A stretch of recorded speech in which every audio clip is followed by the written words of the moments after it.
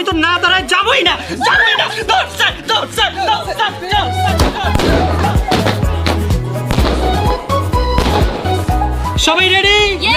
ওকে চলো জ্বালাই। বিসমিল্লাহ। ও চলছে চলছে চলছে চলছে চলছে।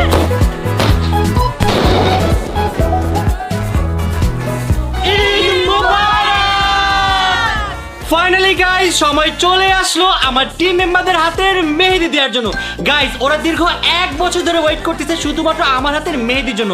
আমি তো গাইস অনেক বেশি ব্যস্ত ছিলাম, তারপর ভাবলাম গাইস আমি যদি ওদের হাতে মেহেদি না দিয়ে দিই তাহলে তো ওদের ঈদটাই নষ্ট হয়ে যাবে। কি বলো গাইস? না, তোমরা না বললা মানে?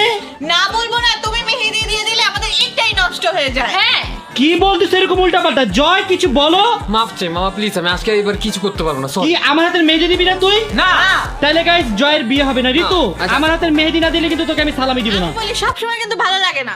না না মেহেদি দিতেই হবে, কিচ্ছু করার নাই। দৌড়টা বাদ দাও, আমাকে দাও। সবার দিতে হবে, জীবন অন্তরা তোমাদেরও দিতে হবে। আমি বলি কি তুমি ব্যস্ত ছিলে, ব্যস্তই থাকো। না না না না আমি আজকে তোমাদেরকে সবাইকে মন মতো মেহেদি দিয়ে দিব।